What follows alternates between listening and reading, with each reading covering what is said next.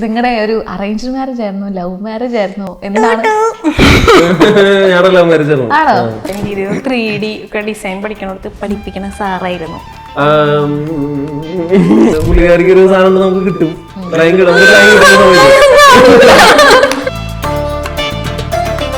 പിന്നീട് ദിവസം വിളിക്കുക, ഹലോ. പിന്നെ ഇവൾക്കൊരു പ്രശ്നമുണ്ട്, ഇവളെപ്പോഴും ഇതിനേട്ടാ ഇതിനേട്ടാ ഇതിനേട്ടാ ഇങ്ങനെ വിളിച്ചോണ്ടേയിരിക്കും. ഇവിടെ പണക്കിനൊക്കെ എന്റെ അടുത്ത് ഇങ്ങനെ പറയും, ഞാൻ ചെയ്തോളാം. പക്ഷെ നമുക്കൊരു വിശ്വാസം ഉണ്ടായി. ഒരു ദിവസം ഗതികെട്ട് നമുക്ക് ആരും കിട്ടാണ്ടായപ്പോ പരീക്ഷയ്ക്കാം പരീക്ഷ നോക്കിയതാ. പക്ഷെ അത് ഭയങ്കരമായിട്ട് വർക്കായി. പിന്നെ എനിക്കൊരു വാശിയായി, എനിക്ക് അഭിനയിക്കാൻ അറിയില്ല എന്ന് പറഞ്ഞു. ഓർമ്മയില്ല. അവനെന്റെ അടുത്ത് തന്നെ പറയാൻ പറഞ്ഞേ. പിന്നെ അതിനൊരു ദേഷ്യം. പിന്നെ നമ്മളിപ്പോ വേണമെങ്കിൽ കഴിഞ്ഞാൽ റിയാക്ഷൻ ഇല്ലാണ്ടാവുമ്പോ ഞാൻ പിന്നെയും ചൊറിഞ്ഞ് ചെലുത്ത് എന്താ റിയാക്ഷൻ ഇല്ലാത്ത എനിക്ക് ഇങ്ങോട്ട് കിട്ടണം, എന്നാലേ ഞാൻ അടങ്ങോളൂ.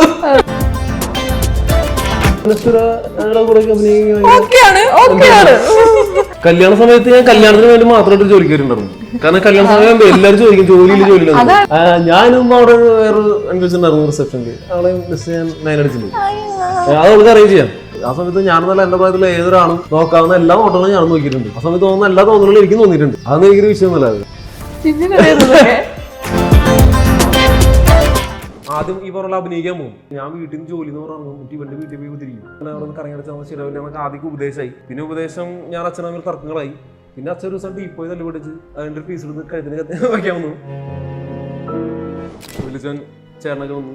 അങ്ങനെ ഞാൻ പയ്യെ ഇറങ്ങി വന്നു. അവിടെ അവരെ മുമ്പിൽ വെച്ച് എല്ലാവരും ചോദിച്ചു എന്താ പരിപാടി എന്ന് വെച്ചാൽ ഞാൻ പറഞ്ഞു എനിക്ക് നല്ല പരിപാടി, എന്റെ പ്ലാൻ തന്നെ, എന്നെ ആരും ഇതിന് പിന്തുണയ്ക്കാൻ വരില്ല. പിന്നെ ഒരു കാര്യമെന്ന് പറയാം, കാരണം എനിക്കിത് പറ്റുമോ, എനിക്ക് ഒന്നെങ്കിൽ സിനിമ അതല്ലെങ്കിൽ സിനിമ തന്നെ, അല്ലെങ്കിൽ വേറൊരു ഓപ്ഷൻ ഇല്ല.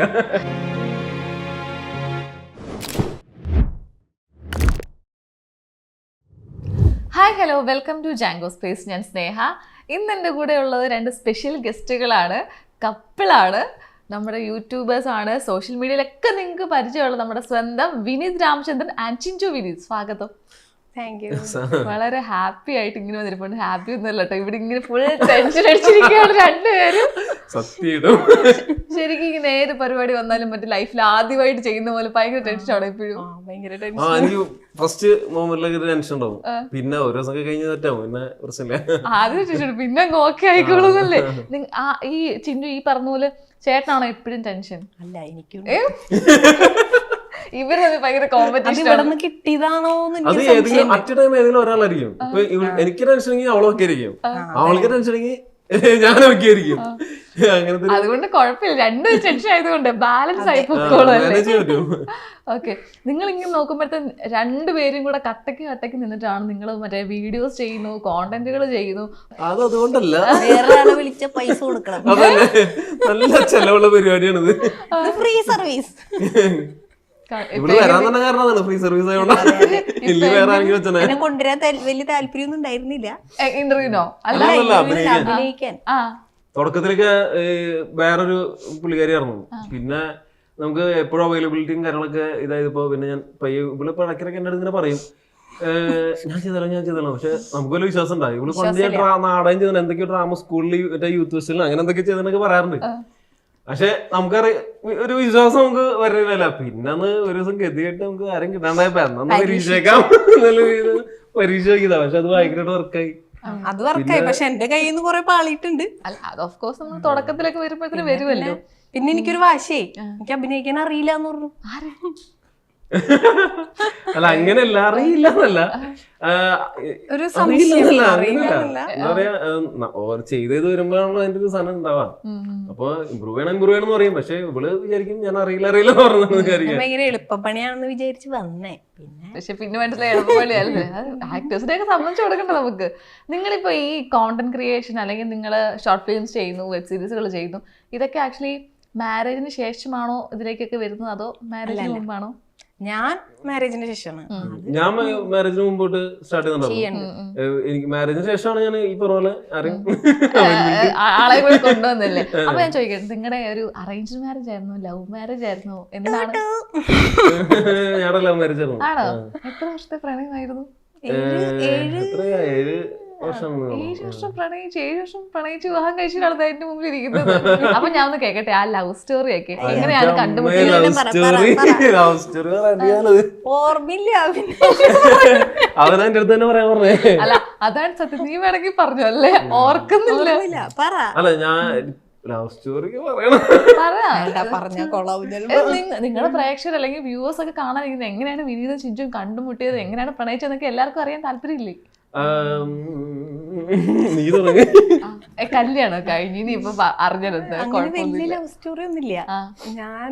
ഞാൻ സിവിൽ എഞ്ചിനീയറിംഗ് ആയിരുന്നു പഠിച്ചത്. അപ്പൊ ആളവിടെ ഞാൻ ഇന്റീരിയർ ഒക്കെ പഠിക്കാൻ, ഇന്റീരിയർ 3D ഒക്കെ ഡിസൈൻ പഠിക്കണോടത്ത് പഠിപ്പിക്കണ സാറായിരുന്നു. അല്ല അങ്ങനെയൊന്നുമില്ല, നീ വെറുതെ സാർന്നൊക്കെ പറഞ്ഞില്ല. ഞാൻ ആനിമേഷൻ പഠിച്ചിട്ട് അവിടെ ഭയങ്കര ഡീസന്റ് ഒക്കെ ആയിട്ട് പ്രപ്പോസ് ചെയ്തപ്പോ ഞാൻ പറഞ്ഞു എന്നാ വീട്ടിൽ പോയി പറഞ്ഞോളാൻ പറഞ്ഞു. വീട്ടിൽ പോയി പറഞ്ഞോളാൻ പറഞ്ഞു. അല്ല ഞാൻ പ്രപ്പോസ് ഇവള് ഞാൻ വിചാരിച്ചു നമ്മളിപ്പോ ഒരു സ്ഥലത്ത് പഠിപ്പിക്കുമ്പോ ഓട്ടോമാറ്റിക് കമ്പ്യൂട്ടർ സാധനം പഠിക്കണം. അപ്പൊ ഇവരെന്നെ കാണും, ഡെയിലി കാണും. പക്ഷെ ഞാൻ ഇവിടെ പഠിപ്പിച്ചിട്ടൊന്നുമില്ല ആക്ച്വലി. അപ്പൊ പക്ഷെ ഈ ക്യാബിലിരിക്കുമ്പോ ഞാൻ അങ്ങോട്ട് നടക്കുമ്പോ ഇവരെന്നെ നോക്കും, ഞാൻ നോക്കും, നോക്കി നോക്കി നോക്കി നോക്കി നോക്കി സംസാരിച്ചിട്ടേ ഇല്ല. ഒന്നും ഞാൻ സംസാരിച്ചില്ല. ഫസ്റ്റ് ഈ ഒരുപാട് ദിവസങ്ങൾ ഇങ്ങനെ കണ്ടിട്ടുണ്ട്. ഞാൻ ഇടയ്ക്ക് നോക്കും, ഞാൻ ശ്രദ്ധിക്കും, അവിടെ എന്നെ ശ്രദ്ധിക്കും. പുള്ളിക്കാരിക്ക് ഒരു സാധനം ഉണ്ട്, നമുക്ക് കിട്ടും. ലൈൻ കിട്ടും, നമുക്ക് ലൈൻ കിട്ടുന്ന സമയത്ത് പറഞ്ഞു വരുന്നത് എന്നെ ഇവിടെ വളച്ചു. അങ്ങനെയല്ല. അവര് പിന്നെ ഒരു ദിവസം ചോദിച്ചപ്പോ പുള്ളിക്കാരി ഒറ്റ കരച്ചില്ല. അപ്പൊ ഞാൻ വെച്ച് കഴിയുന്നു, അയ്യോ പെട്ട പോലെ പറയണ്ടല്ലോ. പെട്ടെന്ന് നമുക്കൊരു ടെൻഷനും എന്നാ നമുക്ക് എന്തിനോ അത്. പക്ഷെ അന്ന് എനിക്ക് മനസ്സിലായില്ല. അന്ന് നമുക്ക് അത്ര നമുക്ക് മനസ്സിലാക്കാൻ പറ്റില്ല. പിന്നീട് എനിക്ക് മനസ്സിലായി, ഇഷ്ടം വരുമ്പോഴാണ് ഈ പിള്ളേര് കരയണേന്നുള്ള ഒറ്റടിക്ക്. അങ്ങനെയൊക്കെ ഉണ്ട്, എനിക്കറിയില്ല. അതല്ല ഒരു ഇത് വരുമ്പോ എല്ലാവരും അല്ല ഞാൻ പറഞ്ഞ ചില ആളുകള് സൈക്കോളജി അങ്ങനെയാണ് എനിക്ക് തോന്നുന്നു. ഒറ്റടിക്ക് കരഞ്ഞു പോയപ്പോ പിന്നീട് അത് അങ്ങനെ ഇഷ്ടമായി. ശരിക്കും ആ സമയത്ത് എന്ത് വന്ന് പറഞ്ഞപ്പോഴത്തേക്കിനെ, കാരണം ഓൾറെഡി അവിടുത്തെ സാറാണ്, അപ്പൊ ഒരു റെസ്പെക്ട് ഒക്കെ ഓൾറെഡി നമുക്ക് കാണുമല്ലോ. എനിക്ക് റെസ്പെക്ട് ഒന്നും എന്നെ പഠിപ്പിക്കണ്ടായിരുന്നില്ല. പിന്നെ എനിക്ക് മനസ്സിലായിരുന്നു. എന്നാലും പ്രപ്പോസ് ചെയ്യാനൊന്നും നമ്മൾ വിചാരിച്ചില്ല. പെട്ടെന്ന് ഞാൻ ഭയങ്കര പേടിയും ഭയങ്കര സൈലന്റ് ആയിരുന്നു. എനിക്ക് പെട്ടെന്ന് ഇങ്ങനെ പറഞ്ഞപ്പോ ഒരു ചെറിയ പേടിയും അന്നാ കുഴപ്പമില്ലാന്നുണ്ടായിരുന്നു.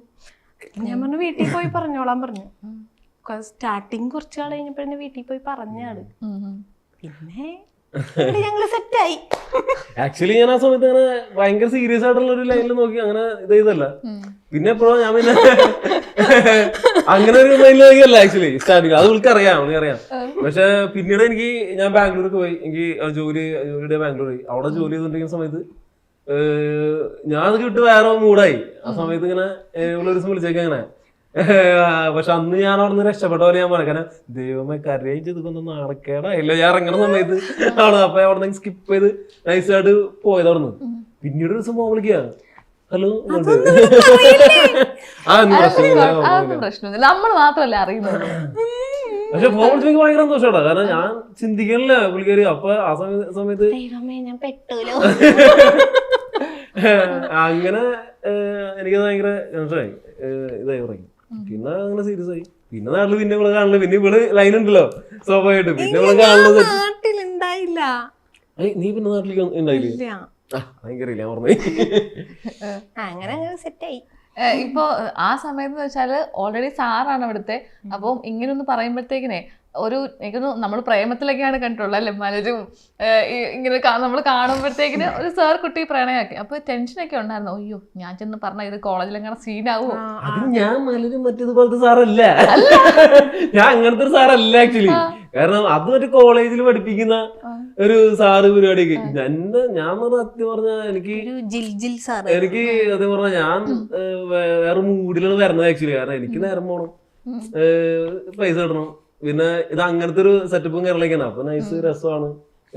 കമ്പ്യൂട്ടർ ക്ലാസ് പഠിപ്പിക്കല് പരിപാടി ഞാൻ നല്ല എൻജോയ് ചെയ്ത് ഇറങ്ങിയതാ. പിന്നെ എന്നെ കൊണ്ട് മറ്റേ പറയില്ലേ ആർട്ടിഫിഷ്യൽ വിഷ്വലൈസ് ആ പരിപാടി നിനക്ക് കുത്തിരുന്ന് നമുക്ക് നടക്കൂല. അതിന് ജോലി കിട്ടണ പിന്നെ സാറായിട്ട് കയറാന്നുള്ള മൈൻഡായിരുന്നു എപ്പോഴും. പഠിപ്പിക്കുക ഇത് നമുക്ക് പിള്ളേരെ പഠിപ്പിക്കുക. അത്യാവശ്യം പിള്ളേർ കാര്യങ്ങളൊക്കെ നൈസായിട്ട് കണക്ക് ചെയ്ത് സ്മൂത്ത് ചെയ്ത് അങ്ങനെയൊക്കെ പോയി. അങ്ങനത്തെ ടൈം പറഞ്ഞത് ചിഞ്ചു മാറ്റിയെടുത്തു പറയാം. ഞാൻ മാറ്റിയെടുത്തല്ല, സിനിമ പ്രാന്ത് മാറ്റിയെടുത്തു. പിന്നെ എന്റെ ഏറ്റവും പ്രണയം പിന്നെ സിനിമയായി. സിനിമയോടെ എനിക്ക് ഭയങ്കര പിന്നെ പാഷനായിട്ട് അതിലേക്ക് എന്റെ മനസ്സിൽ ആദ്യമേ ഉണ്ടായിരുന്നു. ഞാൻ ഫസ്റ്റ് ക്രൈസ്റ്റ് കോളേജിൽ കൂട്ടുകാരന്റെ ഡ്രസ്സ് വാടകയ്ക്കല്ല അവന്റെ അടുത്ത് നിന്ന് വീട്ടിൽ പോയി അതിന് കുറച്ച് ബനിയൊക്കെ എടുത്ത് ക്രൈസ്റ്റ് കോളേജിൽ ഞാൻ അഭിനയിക്കാൻ പോയി എന്ന് പറഞ്ഞിട്ട് ജൂനിയർ ആർട്ടിസ്റ്റായിട്ട് പോണ പറഞ്ഞത് അവിടെ ചെന്ന് എപ്പൊ കിട്ടുന്ന ഞാൻ നോക്കിയപ്പോ എന്നെ അങ്ങനെ നടത്തിയില്ല. ലോങ്ങില് മറ്റേ ആക്ടേഴ്സ് നിൽക്കുമ്പോ നമ്മളൊരു സൈഡിൽ ഇങ്ങനെ പാസ് ചെയ്യണോ കോളേജിൽ കൂടെ വരാനേ കൂടെ അങ്ങനത്തെ പരിപാടിയാണ് തുടങ്ങിയത്. ഇപ്പൊ ആദ്യത്തെ പ്രണയം ചിഞ്ചുവിനോടും രണ്ടാമത്തെ പ്രണയം സിനിമയോടും. ഇപ്പൊ ഞാൻ കണ്ടേ ഇത് ആദ്യത്തെ പ്രണയം ചിഞ്ചുവിനോടല്ല, ആദ്യത്തെ പ്രണയം സിനിമയോടാണ്. ഇപ്പോ അല്ലേ? എപ്പോഴും എപ്പോഴും അങ്ങനെ തന്നെയാണ്. എനിക്ക് അങ്ങനെയല്ല, അത് രണ്ട് പാരലല് വേറെയാണ്. ഇവളോടുള്ള പ്രായം സിനിമ കൂട്ടി പഠിക്കാൻ പറ്റില്ല. എന്റെ പേര് പറയാനൊക്കെ നോക്കിക്കൊണ്ടിരിക്കുന്നു. അങ്ങനെയല്ലല്ലോ, എനിക്ക് സിനിമയോടുള്ള പ്രായം വേറെ രണ്ടാണ്. പിന്നെ സിനിമയോടുള്ള പ്രായം ചിലത് നോക്കുമ്പോ ചിലപ്പോ കുറച്ച് മൈൻഡ് ചെയ്യാൻ പറ്റില്ല. കാരണം അതറിയാമല്ലോ ഈ സിനിമയുടെ സംഭവം. നമുക്ക് ഏറ്റവും കൂടുതൽ എനിക്ക് തോന്നിയുള്ള കാര്യം, നമ്മൾ ഇത്ര സ്ട്രഗിൾ എടുക്കുമ്പോൾ സിനിമയുടെ സ്ട്രഗിൾ എടുക്കുമ്പോൾ നമുക്ക് കൂടുതലുള്ളവരെ, ഇപ്പൊ എനിക്ക് എന്റെ അച്ഛൻ, അമ്മ, അനീതി, ഇവിടെ എല്ലാം ഇപ്പൊ വൈഫായാലും ഇവരെ നമുക്ക് എപ്പോഴും നമുക്ക് കെയർ ചെയ്യാൻ പറ്റില്ല. നമ്മൾ ഭയങ്കര ഇറസ്പോൺസിബിൾ ആയിട്ട് ഒക്കെ ഇവർക്ക് ഫീൽ ചെയ്യും. കാരണം ഫീൽ അല്ല, ഒറിജിനലി അങ്ങനെയൊക്കെ ഉള്ള സിറ്റുവേഷൻസിൽ ക്രിയേറ്റഡ് ആവും. പക്ഷെ അത് ആക്ച്വലി നമ്മളുടെ ഈ ചിന്തയും, എനിക്കാണ് ഈ ഇത് എഴുതി ഉണ്ടാക്കണം. ഞാൻ ആദ്യം ഈ പറഞ്ഞ അഭിനയിക്കാൻ പോയപ്പോ കൊടലിലൊക്കെ അഭിനയിക്കാൻ വേണ്ടി ഞങ്ങളുടെ കൊടകാരൻ ഒരു കല്ലിട്ട് കഴിഞ്ഞാൽ വീണത് സിനിമക്കാരന്റെ തലയിലാണ്. അപ്പൊ കൊടകല അങ്ങനത്തെ ഒരു അവസ്ഥയുണ്ട്. അപ്പൊ നമുക്ക് ഈ പ്രാന്തത്ത് നമ്മൾ അഭിനയിക്കാൻ പോകുമ്പോ പലയിടത്തും ചെല്ലുമ്പോ നമ്മൾ ഔട്ട്പുട്ട് വരുമ്പോഴാണ് മനസ്സിലാവണേ. അവിടെ ചെല്ലുമ്പോൾ വലിയ ബുദ്ധികളും പരിപാടികളൊക്കെ കണ്ടോ. പക്ഷെ ഔട്ട്പുട്ട് വരുമ്പോ ഇത് നമ്മൾ മറ്റേ സിനിമ കാണുന്ന തിയേറ്ററിൽ പോയി കാണുന്ന സിനിമ അല്ലല്ലോ എന്നുള്ള തോന്നലിന്നാണ് സത്യം പറഞ്ഞാൽ ഞാൻ തന്നെ എഴുതിയേക്കാം, ഞാൻ തന്നെ എഴുതി തുടങ്ങി. നന്നായിട്ട് എന്തായാലും എനിക്ക് എഴുതാൻ പറ്റുന്ന ഒരു വിശ്വാസം എന്നിൽ വരികയും ഞാൻ പിന്നെ പയ്യെ എഴുത്തും പരിപാടിയൊക്കെ തുടങ്ങി. അങ്ങനെയാണ് പിന്നെ ഇതിനിടയ്ക്ക് ഫിലിം ഇൻസ്റ്റിറ്റ്യൂട്ടിലേക്ക് ഇങ്ങനെ അപ്ലൈ ചെയ്തിരുന്നു. പൂനെയൊക്കെ അപ്ലൈ ചെയ്തിട്ടുണ്ടായിരുന്നു, അതൊന്നും കിട്ടിയില്ല. അമ്മയാണ് എനിക്ക് ഇതിന് സജഷൻ. അമ്മ വീട്ടിൽ നിന്ന് ആദ്യമൊക്കെ ഭയങ്കര പരിപാടിയാണ്. അച്ഛനൊക്കെ വൻ സീനായിരുന്നു. അച്ഛനൊക്കെ പറയാൻ പോയി കഴിഞ്ഞാൽ വൻ ഡേഞ്ചർ സീനുകളൊക്കെ ഉണ്ടായിട്ട് വീട്ടിൽ നിന്നൊക്കെ ചെറുതായിട്ടൊന്ന് ഇറങ്ങി കൊടുക്കുന്നുണ്ട്. പിന്നെ അത് വേറെ സീനാണത്. പക്ഷെ പിന്നീട് എനിക്ക് ഞാൻ ഈ ഫസ്റ്റ് വീഡിയോ ചെയ്ത് അതിന് മുമ്പ് ഇൻസ്റ്റിറ്റ്യൂട്ടിലെ കേസാണ് ഞാൻ പറയാം. ഇൻസ്റ്റിറ്റ്യൂട്ടിൽ എന്ന് പറഞ്ഞാൽ അമ്മയാണ് എനിക്ക് കേരളാന്റെ ഇത് പത്രത്തിൽ വന്നിട്ട് ഇപ്പം വേറൊരു പരിപാടിക്ക് പൂലെന്ന് ഉറപ്പായാൻ മതി. അപ്പൊ അമ്മയാണ് എനിക്ക് എടുത്ത് തരണത്. നീ എന്തെങ്കിലും ചെയ്യുമ്പോ നീ എങ്ങനെയാണോ ഇങ്ങനെ സാധനം നിന്ന് അപ്ലൈ ചെയ്യുന്നുണ്ട്. അങ്ങനെ ഞാനത് അപ്ലൈ ചെയ്തു, അത് കിട്ടിയില്ല. അത് പോയി. അതിന്റെ എൻട്രൻസിന് വേണ്ടി ഭയങ്കര പ്രിപ്പറേഷൻ ഒക്കെ നടത്തി, അത് പോയി കിട്ടിയില്ല. രണ്ടാമത്തെ വർഷവും അമ്മ അത് തരുന്നു, ഞാനത് അപ്ലൈ ചെയ്തു, എനിക്ക് കിട്ടി. അങ്ങനെ അവിടെ കയറി. പിന്നെ ഒരു 3-4 വർഷം അവിടെ അങ്ങോട്ട് പോയി. അപ്പോഴാണ് എനിക്ക് അഭിനയം എന്താന്നൊക്കെ ഞാൻ സത്യം പറഞ്ഞാൽ അവിടെ നിന്നാണ്. കേരള ഫിലിം ഇൻസ്റ്റിറ്റ്യൂട്ട് ആണ് എന്നെ ശരിക്കും ആക്ടിങ് എന്താന്ന് തന്നെ പഠിപ്പിച്ചത്. സിനിമ എന്താണെന്നും അഭിനയം എന്താന്ന് തന്നെ പഠിപ്പിച്ചിരുന്നൊരു സ്ഥലം അവിടെയാണ്. ഇപ്പൊ ഞാൻ വലിയ സംഭവം ആയിട്ടില്ലെങ്കിലും എനിക്ക് അതിന്റെ ഒരു ബേസ് കിട്ടുന്നത് ഇത് ഇങ്ങനെയാണ്. ഞാൻ പണ്ട് മറ്റേ മോഹൻലാലിന്റെ അഭിനയം കണ്ട് നമ്മൾ പാഷനായിട്ട് അവരെ ഇമിറ്റേറ്റ് ചെയ്യാൻ തോന്നിയായിരുന്നു. പിന്നെ മനസ്സിലായി ഇമിറ്റേഷൻ അല്ല ആക്ടിങ്, അത് നമ്മളുടെ മനസ്സിന്റെ ഒരു കലയാണ് എന്നൊക്കെ എനിക്ക് തോന്നി. ആക്ടിങ് മനസ്സിലായത് നമ്മുടെ മനസ്സുകൊണ്ട് അഭിനയിക്കുക, മനസ്സിൽ ഫീൽ ചെയ്ത് അത് കണ്ണിൽ കാണുന്നു.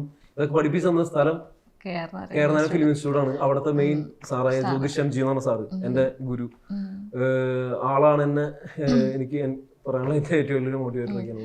അപ്പൊ ഇതൊക്കെ കഴിഞ്ഞിട്ട് പിന്നെ ഈ സിനിമ എന്നൊക്കെ പറഞ്ഞ് ഇറങ്ങുമ്പോഴത്തേന് വീട്ടിൽ നിന്ന് ഇത് സപ്പോർട്ടായിരുന്നു. ഇപ്പൊ ഓൾറെഡി പറഞ്ഞ ഇഷ്യൂസ് ഒക്കെ ഉണ്ടായിരുന്നു. എന്തായിരുന്നു മെയിൻ ഇഷ്യൂസ്? അല്ല, ആദ്യം തുടക്കം എതിർപ്പുണ്ടാവില്ല. തുടക്കം ഇവർക്ക് അറിയില്ല നമ്മളിങ്ങനെ തീരുമാനം എടുത്തിട്ടുള്ളത്. മനസ്സിലായ നമ്മള് ഇതുമായി മുമ്പോട്ട് പോകും.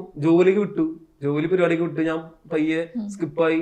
ഈ അഭിനയം പഠിക്കാനായിട്ട് ഞാൻ നേരത്തെ പറഞ്ഞ സ്വാംസനും കൂടി ഞങ്ങള് ഒരു വീട്ടില് അവന്റെ ചെറിയ വീട്ടില് ഞാൻ വീട്ടിൽ നിന്ന് ജോലി എന്ന് പറഞ്ഞിറങ്ങും. എന്നിട്ട് ഇവന്റെ വീട്ടിൽ പോയി കുതിരിക്കും. എന്നിട്ട് ആഴ്ചകളോളം മാസങ്ങളോളൊക്കെ ഇരുന്നുണ്ട്. സ്റ്റാനിസ്ലവ്സ്കി ബുക്കൊക്കെ എനിക്ക് ഇംഗ്ലീഷ് വായിച്ച് മനസ്സിലാക്കാൻ കഴിയുന്നുണ്ടായിരുന്നില്ല.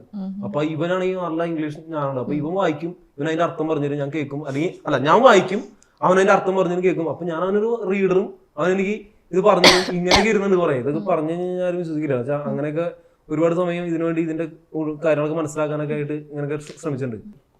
പിന്നെ അച്ഛൻ കുറച്ച് സീനാന്ന് തുടങ്ങി. നിന്റെ പരിപാടി എന്താണ്, നീ എന്താ ചെയ്യുന്ന കാര്യങ്ങളൊക്കെ ചോദിച്ചു തുടങ്ങി. ഈ പുറത്തേക്ക് പോകാനുള്ള പരിപാടികൾ അല്ലെങ്കിൽ എന്തെങ്കിലും ജോലി ആകണം, ഇങ്ങനെ അവിടെ നിന്ന് കറങ്ങിയടിച്ചാൽ ശരിയാവില്ല എന്നൊക്കെ ആദ്യം ഉപദേശമായി. പിന്നെ ഉപദേശം ഞാൻ അച്ഛനമ്മ തർക്കങ്ങളായി. പിന്നെ അച്ഛൻ ഒരു ദിവസം ടീപ്പോയി തല്ലി പിടിച്ച് അതിന്റെ ഒരു പീസ് എടുത്ത് കഴുത്തിന് വയ്ക്കാൻ വന്നു.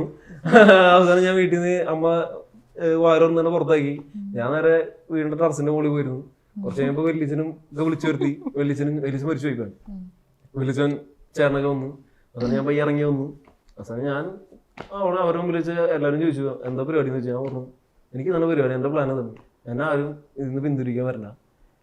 ഞാൻ പിന്തിരിയില്ല. ഇതെന്റെ തീരുമാനമാണ്. ഞാൻ ഈ ഫീൽഡിൽ പോകും. ഇതെനിക്ക് വർക്ക് ഇത് വിറ്റ് എനിക്ക് ജീവിക്കാൻ പറ്റും. ഇതല്ലാണ്ട് എനിക്ക് വേറെ പണി ചെയ്ത് ജീവിക്കാൻ എനിക്ക് അറിയില്ല എന്ന് പറഞ്ഞു. അവിടെ വെച്ച് പിന്നെ ആരെന്നെ അതിന്റെ പിന്നെ ഒരു കാര്യം പറയാം. കാരണം എനിക്കിത് പറ്റും. എനിക്ക് ഒന്നെങ്കിൽ സിനിമ, അതല്ലെങ്കിൽ സിനിമ തന്നെ, അല്ലെങ്കിൽ വേറൊരു ഓപ്ഷൻ ഇല്ല. ഒന്നെങ്കിൽ സിനിമ അല്ലെങ്കിൽ സിനിമ വേറൊരു ഓപ്ഷൻ ഇല്ല. അപ്പം നമ്മൾ ഇത്രയും നേരം കുറെ കാര്യങ്ങൾ സംസാരിച്ചു. ഇനി ഞാൻ നിങ്ങൾ റാപ്പിഡ് ഫയറിലേക്ക് കൊണ്ടുപോവുകയാണ്. Are you ready for that? റെഡിയാണ് ചോദിച്ചോളാൻ. അപ്പം ഫസ്റ്റ് ക്വസ്റ്റ്യൻ ഞാനപ്പം വിനീതേട്ടനോട് ഒരു ക്വസ്റ്റ്യൻ ചോദിക്കും, ചിഞ്ചുവിനോട് ഒരു ക്വസ്റ്റ്യൻ ചോദിക്കും. അപ്പം രണ്ടുപേരും അവരവരുടെ മറുപടികൾ പറയുക. ഓക്കെ? വൈഫിന്റെ കാര്യങ്ങളായിരിക്കും വിനീതനോട് ചോദിക്കുന്നത്, വിനീതേട്ടന്റെ കാര്യങ്ങളായിരിക്കും ചിഞ്ചുവിനോട് ചോദിക്കുന്നത്. ഓക്കെ? അപ്പം ഫസ്റ്റ് ക്വസ്റ്റ്യൻ വിനീതേട്ടനോടെ, വൈഫ് എപ്പോഴും ദേഷ്യപ്പെടുന്നത് ഈ കാര്യത്തിനാണ്, അതെന്ത് കാര്യമാണ്? ഇപ്പോൾ വീട്ടിലാവട്ടെ, ഡേ ടു ഡേ ലൈഫിലായിക്കോട്ടെ, ഒരു പ്രത്യേക കാര്യത്തിന് എപ്പോഴും ദേഷ്യം വരില്ല, അതെന്ത് കാര്യത്തിന്? അങ്ങനെ ദേഷ്യമൊന്നും വരാറില്ല. എപ്പോഴും ദേഷ്യം വരും. ഞാൻ പറയാം, പെട്ടെന്ന് മനസ്സിൽ തോന്നുന്നൊരു കാര്യം പറഞ്ഞു. പെട്ടെന്ന് മനസ്സിലുണ്ട്, പക്ഷെ അത് എങ്ങനെ എക്സ്പ്ലെയിൻ ചെയ്യുന്ന എനിക്ക് പറഞ്ഞില്ല. പറഞ്ഞു ധൈര്യപൂർവ്വം, നമ്മള് മൂന്നിന് മാത്രമേ അറിയത്തുള്ളൂ. ഇവൾക്ക് പെട്ടെന്ന് ഇവൾക്ക് ദേഷ്യം വരാൻ പ്രത്യേകിച്ച് ഒരു വലിയ കാര്യം വേണ്ട, ചെറിയ കാര്യം മതി. പെട്ടെന്ന് ദേഷ്യം വരും. പുള്ളിക്കാരി ദേഷ്യം വന്ന പുള്ളിക്കാരി ചിലപ്പോ കരച്ചിലും വരും, അതിന്റെ ഒപ്പം വിഷമവും വരും. അപ്പൊ അത് ഇന്നൊരു കാര്യം എന്നൊക്കെ കണ്ട് പറഞ്ഞില്ല. ഇപ്പൊ എന്ത് കാര്യത്തിനടി അങ്ങനെ ദേഷ്യം പറയാ? എന്നാ അങ്ങനെ ദേഷ്യപ്പെട്ട ഒരു ഇൻസിഡന്റ് പറഞ്ഞാലും മതി. അയ്യോ അത് വേണ്ട. ദേഷ്യപ്പെട്ട ഇൻസിഡന്റ് ഭയങ്കര ചെറിയ കാര്യത്തിന് പെട്ടെന്ന് ദേഷ്യം വന്നിട്ട് അല്ല ഞാൻ പറയാൻ പറ്റില്ല. അല്ല വേണമെങ്കിൽ ഓർമ്മിപ്പിച്ചോ, കിട്ടണില്ല. അതന്നെ ഇപ്പൊ എന്നെ വിളിച്ചിട്ട് ചിലപ്പോ ഒരു എന്തെങ്കിലും കാര്യത്തിന് തന്നെ വിളിച്ച് എത്തുന്നല്ല. ഇപ്പൊ ഞാൻ വിളി കേക്കണ്ട്, എനിക്കറിയാൻ കേക്കണ്ട്, പക്ഷെ വേറെ കുറെ കാര്യങ്ങളിലേക്ക് നിൽക്കണ്ടാവാ. അപ്പൊ എനിക്ക് പെട്ടെന്ന് ഇവിടെ വിളിക്കുമ്പോഴേക്കും ഓടിച്ചെല്ലാൻ പറ്റില്ല. പിന്നെ ഇവൾക്കൊരു പ്രശ്നമുണ്ട്, ഇവളെപ്പോഴും ഇനേട്ടാ ഇനേട്ടാ ഇനേട്ടാ ഇങ്ങനെ വിളിച്ചോണ്ടേയിരിക്കും എപ്പോഴും. എപ്പോഴും ഇങ്ങനെ അപ്പൊ നീ കുറച്ച് എനിക്ക് ഞാൻ കാര്യം ആലോചിച്ചോണ്ടിരിക്കുന്ന സാധനം ഇങ്ങനെ ഉണ്ടായിക്കൊണ്ടിരിക്കുന്നത്, ഇങ്ങനെ അടങ്ങാൻ പോകും അങ്ങനെ ഇത് ചെയ്യും. പക്ഷെ ഇവളിപ്പോ ഇടയ്ക്ക് ഇങ്ങനെ വിളിച്ചോണ്ടിരിക്കും. അപ്പൊ ചിലപ്പോ ഞാൻ ചിലപ്പോ ചിലണ്ടൊക്കെ ആകുമ്പോ ഞാൻ മൈൻഡ് ആണ്. അപ്പൊ സ്കിപ്പ് ചെയ്ത് വിടുമ്പോ സ്കിപ്പ് ചെയ്ത് വിടുമ്പോ അവൾക്ക് ഒരൊറ്റ പണക്കാ. പിന്നെ അതിന്റെ ഒരു ദേഷ്യം, പിന്നെ അത് പണക്കാവും ദേഷ്യവും. പിന്നെ ഞാനും കാണിച്ചേരാട്ടോ, എന്നെ വിളിക്കുമല്ലോ, എന്നെ വിളിക്കുമ്പോ ഞാൻ കാണിച്ചേരാട്ടോ, മനസ്സിലായി? അങ്ങനത്തെ ദേഷ്യം. അപ്പൊ അങ്ങനെയൊക്കെ ദേഷ്യം വിടും ഭയങ്കരമായിട്ട്. അങ്ങനെയൊക്കെ ദേഷ്യം. അപ്പൊ ഞാൻ അങ്ങനെ ഉദ്ദേശിച്ചല്ലത്, നീ അറിയില്ല എന്റെ ചിന്തിക്കും അങ്ങനെ. അപ്പൊ വേറെ സാധനം വിനീതേട്ട മെയിൻ ആയിട്ട് പിണങ്ങുന്നത് ദേഷ്യപ്പെടുന്നത് എന്ത് കാര്യത്തിനാണ്? പിണങ്ങാറില്ല. ദേഷ്യം പ്രൊവോക്ക് ചെയ്യാൻ ശ്രമിക്കും. അവസാനം ഒന്ന് രണ്ട് പ്രാവശ്യം കിട്ടിയുണ്ട്. കിട്ടുമ്പോ നല്ല രീതിയിൽ കിട്ടും. പിന്നെ ഞാൻ ഒന്നും മിണ്ടാറില്ല. ദേഷ്യപ്പെടാറില്ല, കുറവാണ്. ദേഷ്യപ്പെടുമ്പോ ഭയങ്കര അങ്ങനെ ദേഷ്യപ്പെട്ടൊരു മൊമെന്റ് ഉണ്ടോ? അൺഎക്സ്പെക്ടഡ് ആയിട്ട് പേടിച്ചു ഒരു മൊമെന്റ്? ഭീകരമായി പേടിച്ചു. ഭീകര ദേഷ്യമായിരിക്കും. ഞാൻ എപ്പോഴും ദേഷ്യപ്പെടും. കുഞ്ഞു പണക്കം. നമ്മളിപ്പോ പിണങ്ങി കഴിഞ്ഞാൽ റിയാക്ഷൻ ഇല്ലാണ്ടാവുമ്പോ ഞാൻ പിന്നെയും ചൊറിഞ്ഞ് ചെല്ലും. എന്താണ് ഒരു റിയാക്ഷൻ ഇല്ലാത്ത? എനിക്ക് ഇങ്ങോട്ട് കിട്ടണം, എന്നാലേ ഞാൻ അടങ്ങോളൂ.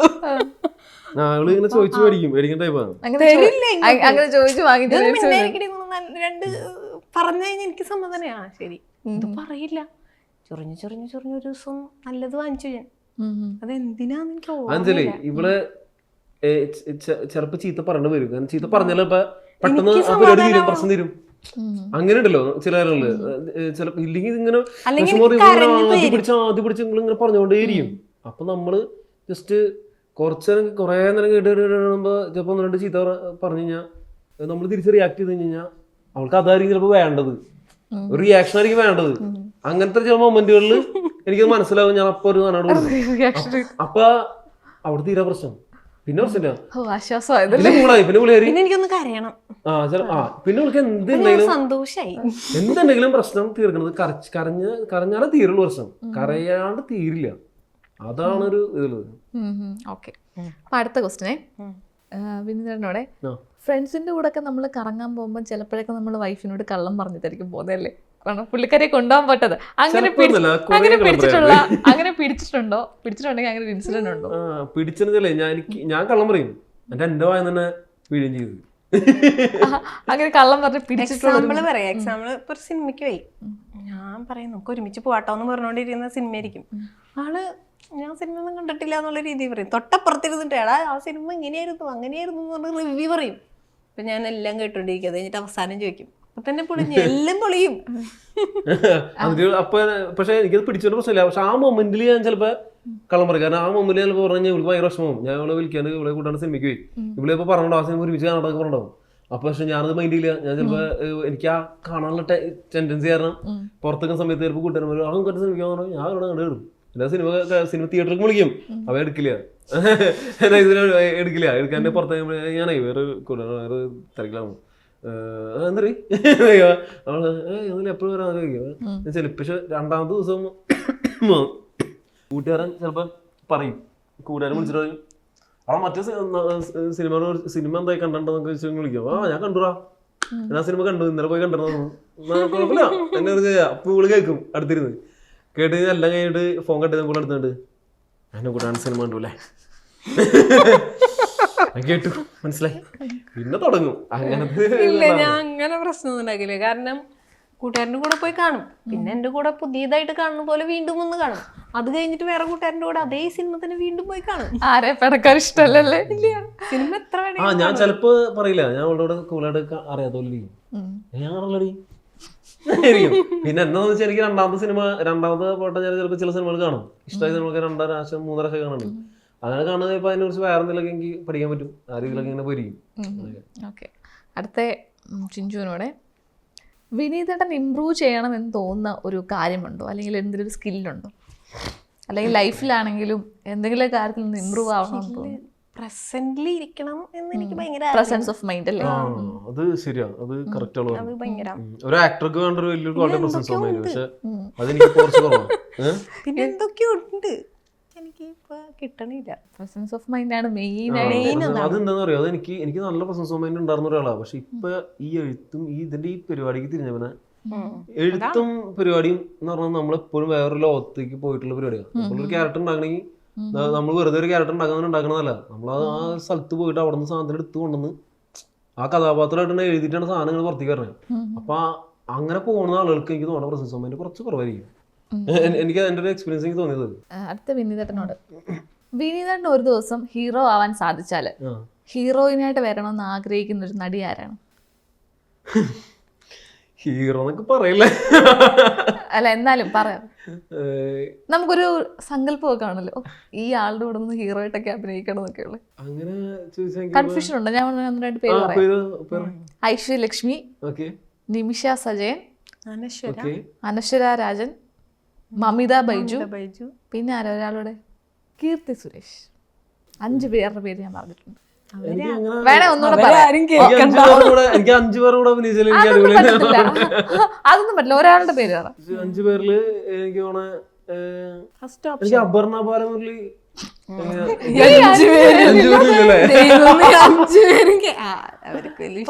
അപ്പം ഞാൻ ഈ പറഞ്ഞ 5 പേരും വിനീതേട്ടന് താല്പര്യമില്ല, അപർണ ബാലമുരളി അല്ലേ? അല്ല അങ്ങനെയല്ല, ഞാൻ പെട്ടെന്ന് മനസ്സിലേക്ക് അപർണ ബാലമുരളി കയറുന്നത് കുഴപ്പമില്ല, എനിക്ക് അപർണ ബാലമുരളി ഓക്കെയാണ്. പിന്നെ അനശ്വരയുടെ കൂടെ അഭിനയിക്കാൻ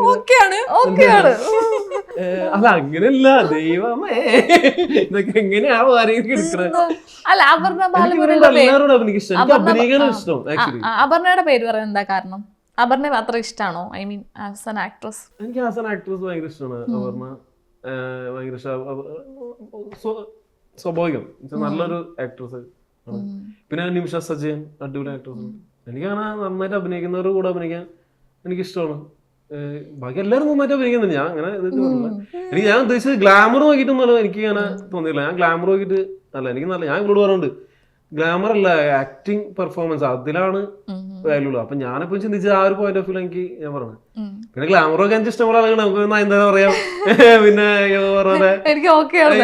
അത് നമുക്ക് ഇഷ്ടമാണ്, അടിപൊളിയാണ്, അതൊക്കെ വേറെ സാധനം, അടിപൊളിയായിട്ട് അഭിനയിക്കാം.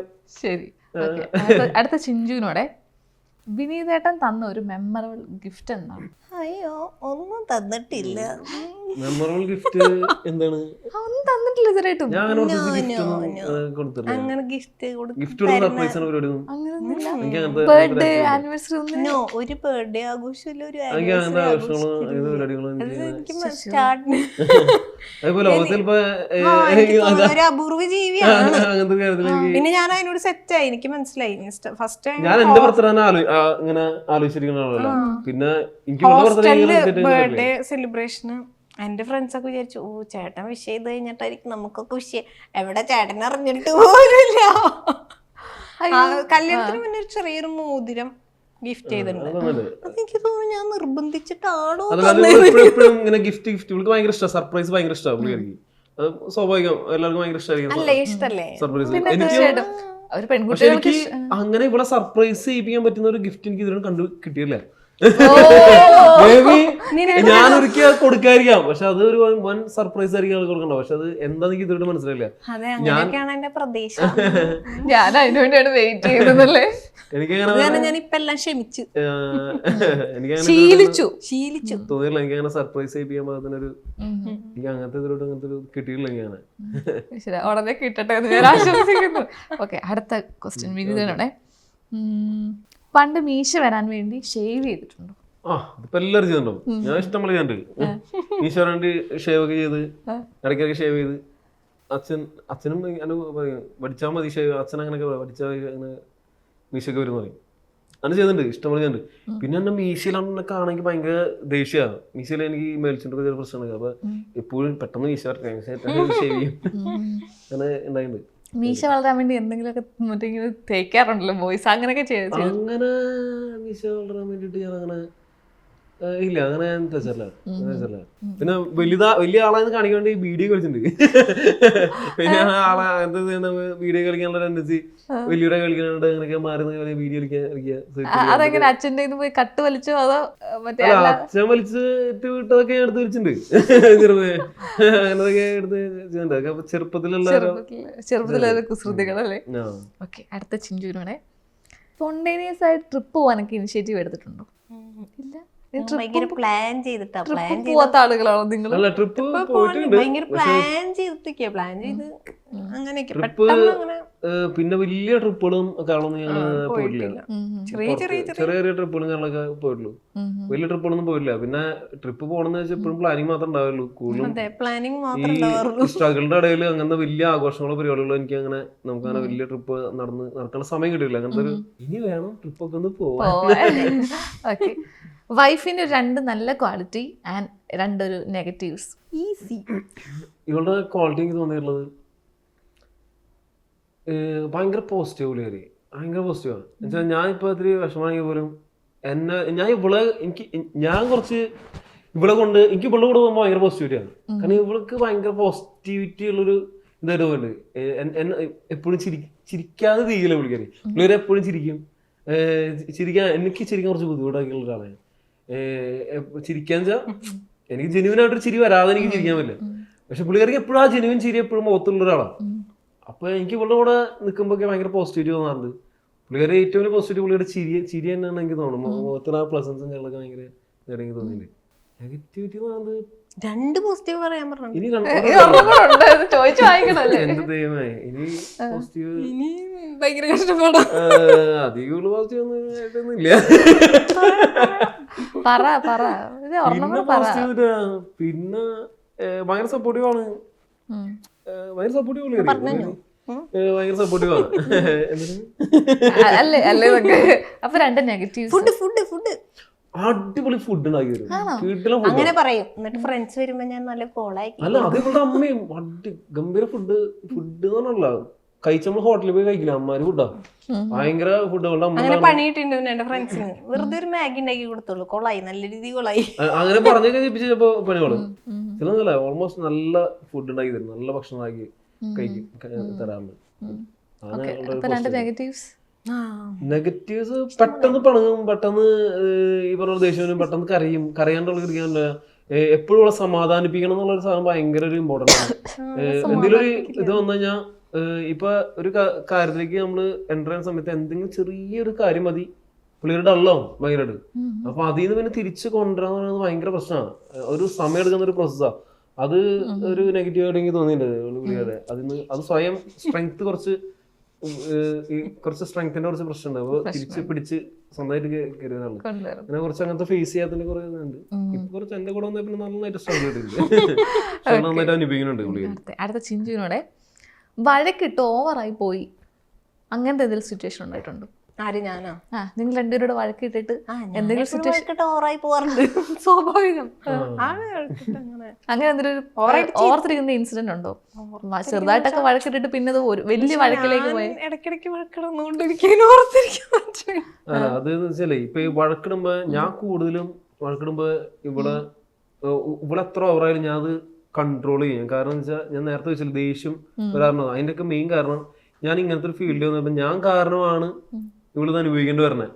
ഞാനൊരു വലിയൊരു റീസൺ ആണെന്നുള്ളത് ഇവൾക്ക് ഈ ദേഷ്യം വരണേ, ഇവൾക്ക് വരണ ഈ സങ്കടത്തിന് എല്ലാത്തിനും റീസൺ ഞാനാണെന്ന് ഞാൻ എന്നെ തന്നെ പറഞ്ഞു വെച്ചിട്ടുണ്ട്, സെറ്റാക്കി വെച്ചിട്ടുണ്ട്. അപ്പൊ ഞാൻ തന്നെ വിനീത നീ തന്നെയാണ് കാരണം, നിന്റെ ലൈഫ് നീ മര്യാദയ്ക്ക് കൊണ്ടുവരുന്നെങ്കിൽ ഇതിങ്ങനെയൊന്നും വരില്ല എന്നുള്ള കുറെ കാര്യങ്ങൾ എന്റെ മനസ്സിൽ കൂടെ പോകുന്നതുകൊണ്ട് ഞാൻ ആ സമയത്ത് കാമാവും ഓട്ടോമാറ്റിക്കലി. അപ്പൊ ഈ പറഞ്ഞ ചോദ്യം ചോദിച്ചെന്നിട്ടാന്ന് വഴക്കിടാറുണ്ടോ?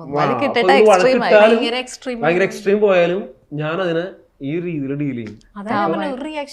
ഞാൻ റിയാക്ട് ചെയ്യില്ല. എന്റെ ഭാഗത്തുള്ള മിസ്റ്റേക്ക് ആണെന്നുള്ളത് ഞാൻ എന്ത് പറ്റില്ല, ആർക്ക് പറ്റിയാലും മിസ്റ്റേക്ക് എന്റെയാണ്, എന്നാലും ഞാൻ തന്നെ ആക്സെപ്റ്റ് ചെയ്യും. അപ്പൊ സ്വയം ആക്സെപ്റ്റ് ചെയ്യുമ്പോൾ നമുക്ക് ആ പ്രശ്നമില്ല. മിസ്റ്റേക്ക് എന്റെ ഭാഗത്തുനിന്ന് മിസ്റ്റേക്ക് ഞാൻ ആക്സെപ്റ്റ് ചെയ്യും. അപ്പൊ എനിക്ക് ആ പ്രശ്നമില്ല. അവളുടെ മാക്സിമം എക്സ്ട്രീമിൽ പോയിട്ട് കരഞ്ഞ് അത് അവസാനിച്ചോളും. ഇമോഷണൽ ഇറങ്ങി പോയിക്കോളും. ഒന്ന് കെട്ടിപ്പിടിച്ചാൽ തീരാത്ത പ്രശ്നം ഉണ്ടാവുള്ളൂ. അങ്ങനെ അതിനെ ഡീൽ ചെയ്യും. ഓക്കെ, അടുത്ത ക്വസ്റ്റ്യൻ.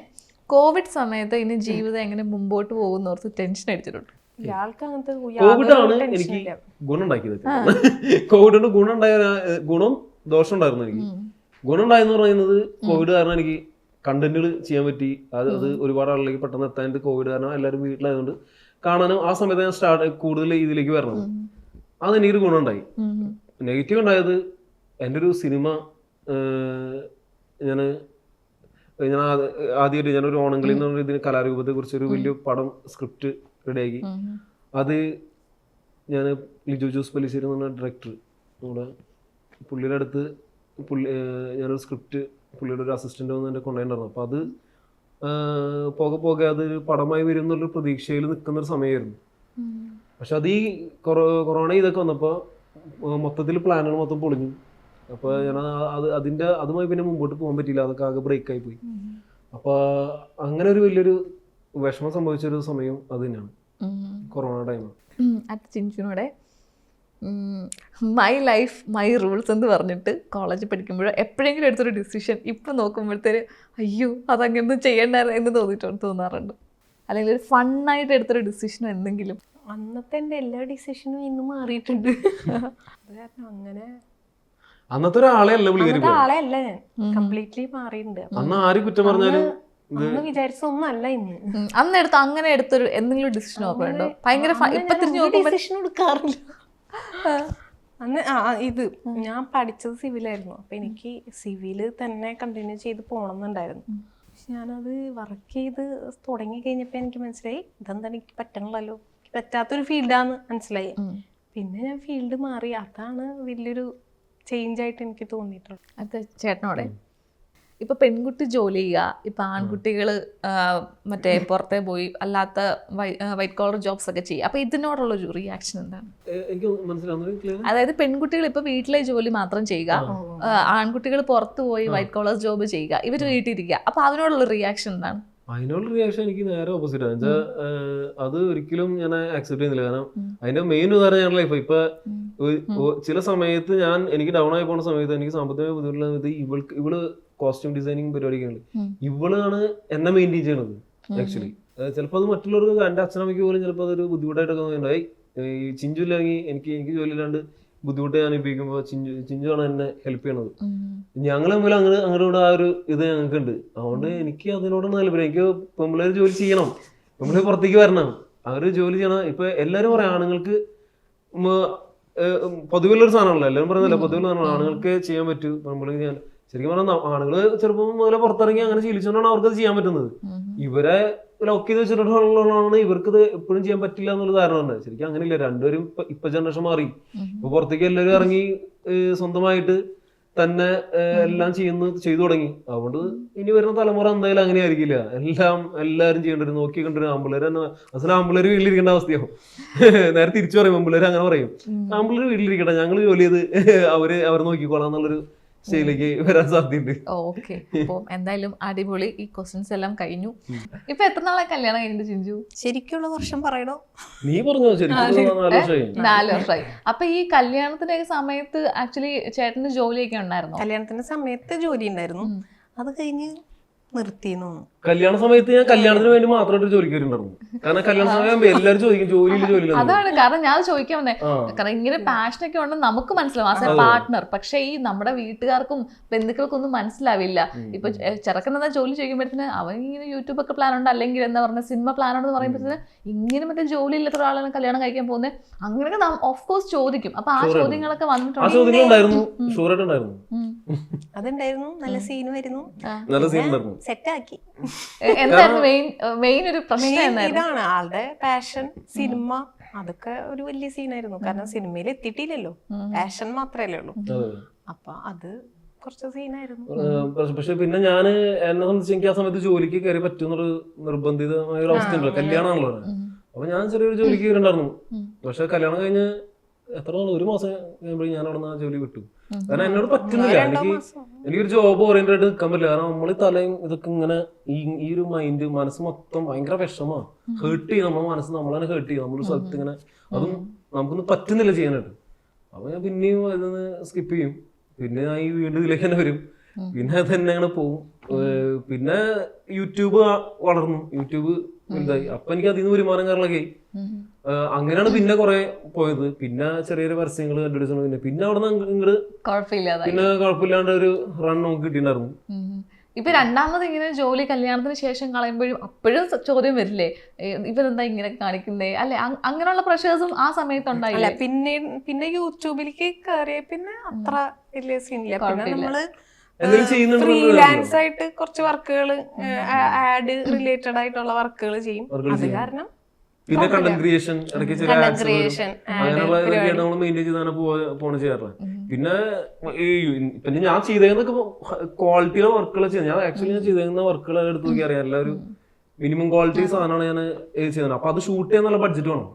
അപ്പൊ എനിക്ക് അതിൽ നിന്ന് വരുന്ന വരുമാനം ആയ പോലും അതിന്റെ ഒരു 75% ഇൻവെസ്റ്റ്മെന്റ് അതിലേക്ക് തന്നെ വരുന്നത്. അപ്പൊ നമുക്ക് റൺ ചെയ്ത് പോകാനുള്ളൊരു ഇത് നമുക്ക് അതിൽ നിന്നുള്ള കിട്ടിയിട്ടുണ്ടാകുന്നുള്ളൂ. പക്ഷെ അതൊന്നും ഇവിടെ പറയാൻ പറ്റുന്ന എനിക്കറിയില്ല. ഞാനത് ചോദിക്കാം. നമ്മളപ്പോ ഈ സിനിമയിലൊക്കെ കണ്ടിട്ടുണ്ട് മറ്റേ പ്രേമിച്ച പെണ്ണിന് വേണ്ടി ജോലിക്കൊക്കെ പോകുന്ന ആളെ. അപ്പൊ ചിഞ്ചുവിന് വേണ്ടി വിനീതേട്ടൻ ഇങ്ങനെ ജോലിക്കെല്ലാം പോയി കല്യാണം കഴിച്ചു. അപ്പോൾ ആ സമയത്തെ നിങ്ങൾ പ്രേമിച്ച സമയത്ത് നിങ്ങൾ മുമ്പേ പറഞ്ഞിട്ടുണ്ടപ്പോൾ ഞാൻ ആലോചിക്കുമായിരുന്നു, ഒരുപാട് കുട്ടികളില്ലേ, സ്റ്റുഡൻസ് ഒരുപാട് പേരുണ്ടല്ലേ ആ ഒരു കോളേജിൽ. അപ്പൊ ചിഞ്ചുവിനെ തന്നെ ഇങ്ങനെ കോളേജല്ല, ഇൻസ്റ്റിറ്റ്യൂഷൻ. അപ്പൊ അവിടെ ചിഞ്ചുവിനെ മാത്രം ഇങ്ങനെ ഇതാണ് ആള് എന്ന് നോക്കി അന്ന് ഒന്ന് നോക്കിയേക്കാം എന്ന് തോന്നുന്നത് എന്താ കാരണം? ചിഞ്ചുവിനെ മാത്രമായിട്ട് അങ്ങനെ സ്റ്റഡി നോക്കിയതല്ല ആക്ച്വലി. ഞാൻ മുമ്പ് അവിടെ വേറൊരു എൻഗേജ്മെന്റ് ഉണ്ടായിരുന്നു റിസപ്ഷനിൽ. ഞാൻ അവളെ ഞാൻ ലൈൻ അടിച്ചിട്ടുണ്ട്. അത് അവൾക്ക് അറിയുകയും ചെയ്യാം. ഞാൻ അവളോട് പോയി പറഞ്ഞൊന്നുമില്ല. പക്ഷെ അവൾക്ക് അറിയാം. പക്ഷെ അതിപ്പോ എന്റെ പ്രായം, എനിക്ക് 20-21 വയസ്സുള്ളൂ ആ സമയത്ത്. ഞാനെന്നല്ല എന്റെ പ്രായത്തിലുള്ള ഏതൊരാളും നോക്കാവുന്ന എല്ലാ നോട്ടങ്ങളും ഞാൻ നോക്കിയിട്ടുണ്ട്. ആ സമയത്ത് തോന്നുന്ന എല്ലാ തോന്നലുകളും എനിക്ക് തോന്നിയിട്ടുണ്ട്. അതൊന്നും എനിക്കൊരു വിഷയമൊന്നുമില്ല. അതെന്തിനും പറയാൻ പറ്റുന്ന പ്രശ്നം. പക്ഷെ ഇവളെ ഞാൻ കാണുന്നത് അതിനൊക്കെ ശേഷമാണ്. ഞാൻ അവിടെ നിന്നിട്ട് പിന്നീട് കുറച്ച് കഴിഞ്ഞിട്ടാണ് ഇവളേക്ക് കാണുന്നത്. ഇവളെ കണ്ടതിന് ശേഷം ഈ പറഞ്ഞ പോലെ കൂടുതൽ ഞാൻ ഇവള് വരാൻ വേണ്ടി വെയിറ്റ് ചെയ്യും. ഇവളെ കാണാൻ എപ്പോഴും പിന്നെ എന്റെ നമ്മുടെ കണ്ണ് എപ്പോഴും അവളെ കാണാനില്ലല്ലോ, ആ സാധനം ഇങ്ങനെ തേടും. അപ്പൊ ഇവള് വരണാണ് ഞാൻ രാവിലെ തൊട്ട് നമ്മള് കയറുമ്പോൾ നമ്മള് നിൽക്കുമ്പോൾ മൈൻഡില് തൊട്ടിപ്പുറത്ത് ക്ലാസ് എടുക്കുമ്പോൾ തന്നെ തൊട്ടിപ്പുറത്ത് ലാബ് ഉണ്ട്. ഈ ലാബ് ഗ്ലാസ് ആണ്. അപ്പൊ നമുക്ക് ഇവിടെ ഇരിക്കുമ്പോൾ ഇപ്പുറത്ത് വരണ്ടൊക്കെ അറിയാം, പുറത്തേക്ക് നടന്ന് കയറണമെങ്കിൽ അറിയാം. അപ്പൊ ഇതൊക്കെ നമ്മളിങ്ങനെ ശ്രദ്ധിക്കാറുണ്ട്. ഞാൻ ശ്രദ്ധിക്കാറുണ്ടായിരുന്നു. ഷുവർ ഇവൾക്ക് അറിയില്ല, ഇപ്പോഴും അറിയാമെങ്കിൽ എനിക്കറിയില്ല. അപ്പൊ ക്ലാസ് കഴിഞ്ഞ അപ്പനെ ലാബിൽ കയറും. ഇവളോട് വന്ന് അപ്പനെ ലാബിൽ കയറും. പിന്നെ ഓട്ടോമാറ്റിക്കലി നോർമൽ കാണാൻ പറ്റും. അങ്ങനത്തെ ഒരു ലൈനായിരുന്നു. നമ്മള് സ്കൂളിൽ പോകാനാണെങ്കിൽ കോളേജിൽ പോകാനാണെങ്കിൽ നമുക്കൊരു എന്താ പറയുക ഒരു മോട്ടിവേഷൻ ഇൻസ്പിറേഷൻ ഒക്കെ പറഞ്ഞില്ലേ, നമുക്ക് കാണാൻ ആഗ്രഹിക്കുന്ന ഒരാൾ അവിടെ കാണും, അല്ലെങ്കിൽ ഒരു സാറ് കാണും, ഇങ്ങനെയൊക്കെ കുറെ ഫാക്ടേഴ്സ് കാണും നമുക്ക് പോവാന്. അപ്പൊ ചിഞ്ചു ഇതുപോലെ നോക്കി ഇരിക്കാറുണ്ടല്ലോ, കാരണം ഒരു ടൈം കഴിഞ്ഞപ്പോ നമുക്ക് മനസ്സിലാവുമല്ലോ കുറച്ചൊരു ടൈം പീരീഡ് മാത്രമേ ഉണ്ടായിരുന്നുള്ളൂ. ആ ടൈമിൽ എനിക്ക് മനസ്സിലായി ഇതെന്താ ഒരു സാർ എന്നെ നോക്കണ്ടല്ലോ, എന്നാ ഭയങ്കര ഒടുക്കത്തെ ജാടയുണ്ട്, എനിക്ക് സംശയം. ആറ്റിറ്റ്യൂഡ് അല്ലേ? അപ്പൊ എന്റെ ഫ്രണ്ട്സ് എന്താടിയാ സാറ് നിന്നെയാണല്ലോ നോക്കണേ എന്ന് പറയും. അപ്പൊ എനിക്ക് മനസ്സിലായി തുടങ്ങി. ഇത് ഇങ്ങനെ കുറച്ച് ടൈമേ ഉണ്ടായിരുന്നുള്ളൂ, അധികം പിന്നെ നമ്മളെ സ്റ്റൈലായിട്ട് ഇതായിട്ട് ഇത് ഇപ്പോഴത്തെ ലുക്കൊക്കെ മാറി. ഇപ്പൊ ചെറുപ്പമാണല്ലോ. അന്ന് ചിഞ്ചുവിനെ വളയ്ക്കാൻ വേണ്ടി എന്തെങ്കിലും ഒരു കാര്യങ്ങൾ ചെയ്തിട്ടുണ്ടോ? ഐ മീൻ ഓക്കെ ഇവളെ എങ്ങനെയൊക്കെ വളയ്ക്കണം എന്നൊക്കെ വിചാരിച്ചിട്ട് എന്തെങ്കിലും മെയിൻ ആയിട്ട് ചെയ്തിട്ടുണ്ടോ? വളയ്ക്കാൻ വേണ്ടി നമുക്കൊരു സൈക്കോളജി ഉണ്ടല്ല. ഞാൻ ചെയ്യാറുള്ള ഒരു കാര്യം എന്ന് പറഞ്ഞാൽ നമ്മളിപ്പോ ഏത് നമ്മളൊരു നമുക്കൊരു സൈക്കോളജി ഇല്ല. ഇവരെ ഒരുപാട് മൈൻഡ് നമ്മളെ ഇതില്ല, മനസ്സിലായ? ഇവരെ നമ്മൾ ഇവർക്ക് ഒരുപാട് വാല്യൂ കൊടുക്കുന്ന രീതിയിൽ എനിക്ക് ഭയങ്കര ഇഷ്ടമാണ്, എനിക്ക് ഭയങ്കര ഇതാണെന്ന് നിങ്ങൾ കാണിച്ചുകൊണ്ടിരുന്നു കഴിഞ്ഞാൽ അതൊരു പെണ്ണ് എനിക്ക് തോന്നുന്നില്ല ഒരു പെൺപിള്ളേർക്ക് അത്രയ്ക്ക് ഇഷ്ടമുള്ള ഒരു പരിപാടിയാണെന്നുള്ളത്. അത് ഡിറ്റാച്ച്ഡ് ആയിക്കൊണ്ടിരിക്കും. അപ്പൊ ഒരു എന്താ പറയാ ഒരു ഐസൊലേറ്റഡ് പരിപാടി അങ്ങനെയൊക്കെ പറയില്ലേ, എന്താ പറയാ ഒരു മിസ്റ്ററി ടൈപ്പ് നമ്മളൊന്ന് ഡിസ്റ്റൻസ് ചെയ്യും. ആ ഒരു സാധനം ഞാൻ ചെയ്യുമായിരുന്നു എപ്പോഴും. ഞാൻ അങ്ങനത്തെ ഒരു സാധനം നമ്മൾ കൊടുക്കായിരുന്നു എപ്പോഴും. അപ്പൊ അത് പെട്ടെന്ന് ഒരു അട്രാക്ഷൻ ഉണ്ടാക്കാറുണ്ടെന്ന് എനിക്ക് തോന്നിയിട്ടുണ്ട്. അത് ഇതിനു മുമ്പുള്ള പല എക്സ്പെരിമെന്റൽ പരിപാടി തന്നെയാണ് പഠിച്ചത്. വലിയൊരു മറ്റേ ഇൻസ്റ്റിറ്റ്യൂഷൻ ആണെന്ന് തോന്നുന്നല്ലേ? അല്ല അങ്ങനെയൊന്നുമില്ല, ഞാൻ എന്റെ വീഡിയോസ് ഒക്കെ കണ്ടിട്ടില്ല. അതിലേക്ക് ഞാൻ വരാം.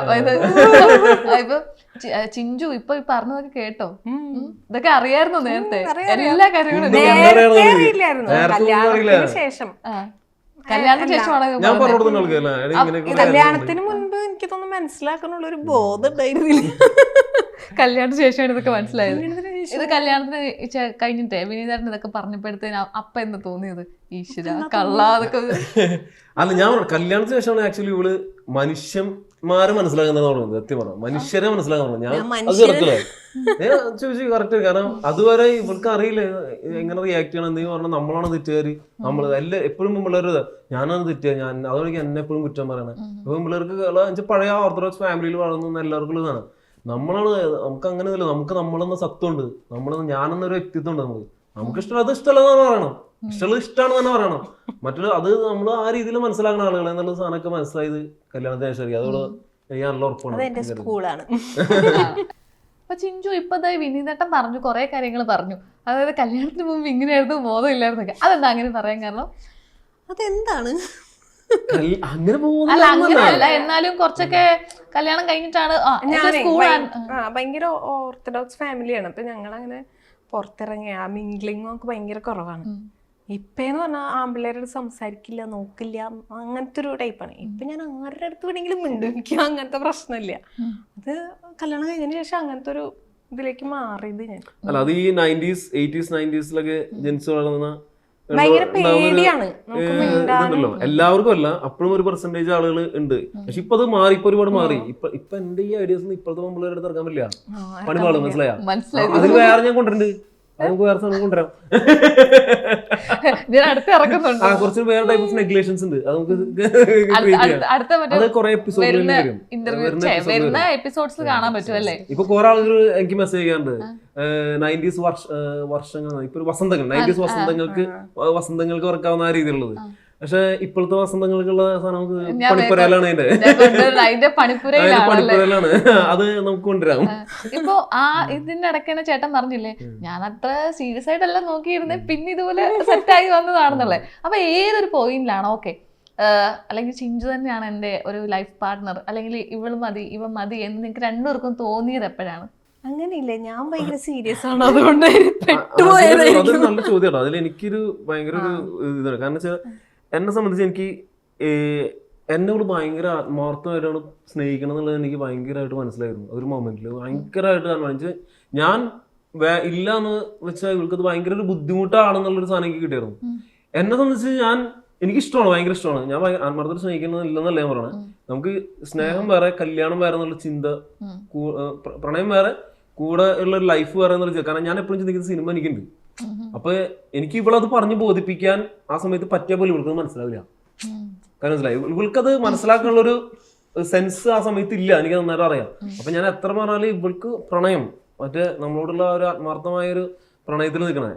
അപ്പൊ ഞാൻ അതിനൊരു ഇമ്പോർട്ടൻസ് ആക്ച്വലി പിന്നീട് കൊടുക്കുക. കാരണം അതിലൊരു സത്യസന്ധത ഉണ്ട്, അതിലൊരു ആത്മാർത്ഥത ഉണ്ട്. ആ ഒരു സത്യത്തിൽ അവൾ വിശ്വസിക്കുന്നുണ്ട്. എനിക്കും അത് വിശ്വാസമാണ്. എന്നെ അവൾ അത്രയധികം സ്നേഹിക്കുന്നുണ്ടെന്നുള്ളത്. എന്നെ ഒരിക്കലും അത് ഞാൻ ഇല്ലെങ്കിൽ അവൾക്ക് അത് ഭയങ്കര ബുദ്ധിമുട്ടാണെന്നുള്ള എനിക്കൊരു മൊമെന്റിൽ എനിക്ക് റിയലൈസ് ചെയ്തു. അങ്ങനെയാണ് ഞാൻ പിന്നെ എനിക്ക് ഓക്കെയാണ്, ഞാൻ ഇതായത് ഇല്ലെങ്കിൽ ആയത്, ഞാൻ ഒരിക്കലും അങ്ങനെ കല്യാണം കഴിക്കാതിരിക്കില്ല എന്നുള്ളത് എനിക്ക് നല്ല ബോധ്യമായി. അങ്ങനെയാണ് ഞാനുള്ള വിവാഹമാണ്. പക്ഷെ കൊറേ പ്രാവശ്യം അടുത്ത് പറഞ്ഞായിരുന്നു, ചിഞ്ചു വേണോ, ഇത് ഇച്ചിരി ബുദ്ധിമുട്ടായിരിക്കും. വിഷമം തോന്നിയിട്ടുണ്ടോ? അതായത് ഇപ്പൊ ഈ പറഞ്ഞ കാര്യങ്ങൾ പറയുമ്പോഴത്തേനും ഒക്കെ അത്ര സീരിയസ് അല്ല, നമുക്ക് വേണോ വേണ്ട എന്നൊക്കെ പറയുമ്പോഴത്തേനും ഭയങ്കര കൺഫ്യൂഷൻ ആയിരുന്നു എനിക്ക്. വിഷമം തോന്നിയിട്ടുണ്ടോ? കാരണം എനിക്ക് വേറൊരാളെ ആ സമയത്ത് സങ്കല്പിക്കാൻ പറ്റാത്തൊരു അവസ്ഥയുണ്ടല്ലോ. പിന്നെ കല്യാണം ആലോചിച്ചോണ്ടിരിക്കണ വീട്ടില് ഏതൊക്കെയോ ആൾക്കാർ കല്യാണം ആലോചിച്ചോണ്ടിരിക്കും. അപ്പൊ എനിക്ക് മനസ്സിലായി എന്നെ എന്തായാലും പിടിച്ച് കെട്ടിക്കും. അപ്പൊ പിന്നെ ആളെ എൻ്റെ അടുത്ത് പറഞ്ഞിരുന്നു, ഞാൻ അങ്ങനെ സിനിമയാണ്, അപ്പോഴും നമ്മളെങ്ങനെ ചിന്തിക്കുന്നില്ലല്ലോ, സിനിമ ഇന്നലെ നാളെ സിനിമ കിട്ടും എന്നാണ്. പക്ഷെ ലൈഫിലേക്ക് വരുമ്പോഴാണ് മനസ്സിലാവണേ സിനിമ എന്ന് പറഞ്ഞത് വലിയൊരു സംഭവമാണ്, ഇത്രയും ടൈം എടുക്കും എന്നൊക്കെ. അല്ല, ഞാൻ ഇവരോട് എപ്പോഴും പറയണേ സിനിമ വരും, സിനിമ കിട്ടും, നമ്മൾ സെറ്റ് ആവും. നമുക്കിത് ഇങ്ങനെ വേണം, അല്ലാണ്ട് സിനിമ ഭയങ്കര പ്രശ്നം എന്നുണ്ടെങ്കിൽ ഇവിടെ പേടിപ്പിക്കാൻ പറ്റില്ല. അപ്പൊ ഞാൻ എപ്പോഴും നെക്സ്റ്റ് ഡേ നമുക്ക് എല്ലാം നെക്സ്റ്റ് ഡേ ശരിയല്ല, ഇതെല്ലാം ശരിയാവും, എപ്പോഴും ശരിയാവും. എനിക്ക് എന്ത് നാളെ എനിക്ക് എന്നാന്ന് വെച്ചാൽ എനിക്ക് നാളെ ഇന്ന് നടന്നില്ലെങ്കിൽ നാളെ നടക്കും. അങ്ങനെ എപ്പോഴും ഒരു പ്രതീക്ഷ എനിക്ക് ഭയങ്കരമായിട്ട് എപ്പോഴും ഉണ്ട് ജീവിതത്തിൽ. അത് ഇപ്പോഴും എനിക്ക് അങ്ങനെ തന്നെയാണ്. എനിക്ക് എപ്പോഴും ഹോപ്പ് ഭയങ്കരമായിട്ടുള്ള വ്യക്തി. എനിക്ക് അങ്ങനെ ഒരു എന്നെ അത്ര പെട്ടെന്നൊന്നും എനിക്ക് എന്നെ ഹോപ്പ്, എന്റെ ഡ്രീമിനെ എന്നെ തകർത്ത് എന്നെ ഇതിന് പിന്തിരിപ്പിക്കാന്ന് ഒരാൾക്ക് വിചാരിച്ച നടക്കില്ല. അത് ഇവിളിക്കുന്ന ഒരാൾക്ക് നടക്കില്ല, ഒറ്റ ആൾക്ക് നടക്കില്ല. എന്റെ തീരുമാനം ഞാൻ തന്നെ പറയണം, ഞാൻ തന്നെ എടുക്കണം. ഞാൻ തന്നെ അത്രയും ബോധ്യമാണ് എനിക്ക് ഇത് പറ്റില്ല, വനിതേ നിന്നോട് കൂട്ടിയാൽ കൂടില്ല, ഇത് നീ വിട്ടു പൊക്കോ, നീ എന്തെങ്കിലും ജോലിയൊക്കെ ജീവിതം നോക്കിയോ എന്നുള്ള തോന്നൽ എനിക്ക് സ്വയം വരാതെ ഒരാൾ എന്നെ പിന്തിരിപ്പിക്കാൻ നോക്കിയാൽ നടക്കില്ല.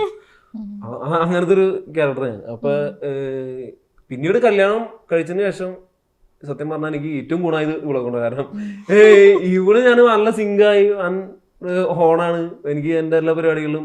ഇപ്പൊ പുറത്ത് പലരും പറയാൻ എൻ്റെ അടുത്ത്, അവിടെ നിനക്ക് നിന്റെ ഇതുപോലത്തെ ഒരു വൈഫിനെ കിട്ടുന്നത് ഭയങ്കര ഒരു ലോട്ടറി ആടാ. വേറെ ഉള്ളവരൊക്കെ ആണെങ്കിൽ നീ നിറച്ച് ഇതുപോലെ സ്ട്രഗിൾ ചെയ്യണം, നിന്റെ കൂടെ ഒരാൾ ഇതുപോലെ സപ്പോർട്ട് ചെയ്ത് വരാം, ഇങ്ങനെ ലൈഫായിട്ട് മുമ്പോട്ട് പോവുക, അതിൽ അഭിനയിക്കുക. അവൾക്ക് ഇത് അഭിനയിക്കുന്നതുകൊണ്ട് തന്നെ ഇതിന്റെ സ്ട്രഗിളും കാര്യങ്ങളൊക്കെ എല്ലാവർക്കും അറിയാം, എല്ലാവർക്കും അറിയാം. അതൊക്കെ എനിക്ക് ഭയങ്കര ഗുണമായി. പിന്നീട് മനസ്സിലായി, എനിക്ക് പറഞ്ഞ് ബോധിപ്പിക്കേണ്ടി വരുന്നില്ല.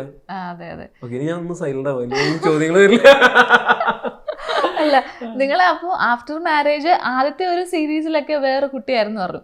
പിന്നെ ഇപ്പോ എനിക്ക് തോന്നുന്നു നമ്മൾ കൊറോണയുടെ ഇഷ്യൂസും കാര്യങ്ങളൊക്കെ വന്നതിന് ശേഷവും ഒക്കെ ആയിരിക്കും കുറെ ചാനലുകൾ വന്നു, അവരൊക്കെ ഭയങ്കര സക്സസ്ഫുൾ ആയി.